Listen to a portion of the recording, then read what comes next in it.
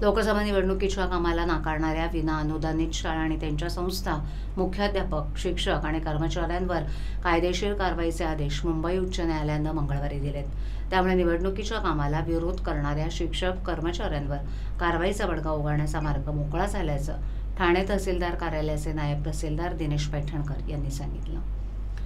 लोकसभा निवडणुकीच्या कामासाठी लागणाऱ्या मनुष्यबळाची जुळवाजुळव येथील निवडणूक विभागाकडून सुरू आहे। त्यासाठी सर्वच कार्यालयांच्या अधिकारी कर्मचाऱ्यांचं मनुष्यबळ घेतलं जात आहे। शिवाय सर्व शाळांमधील शिक्षक, शिक्षकेतर कर्मचाऱ्यांनाही या निवडणुकीच्या कामाची जबाबदारी दिली जाते।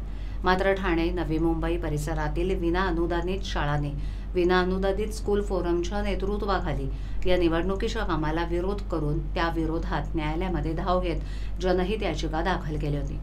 मुंबई उच्च न्यायालयानं या याचिकेची तातडीनं दखल घेऊन निवडणुकीचं काम नाकारणाऱ्या विनाअनुदानित शाळांचे मुख्याध्यापक, शिक्षक, कर्मचाऱ्यांवर कायदेशीर कारवाईचे आदेश दिले। त्यानुसार कारवाई करण्यात येणार असल्याचं पैठणकर यांनी स्पष्ट केलंय।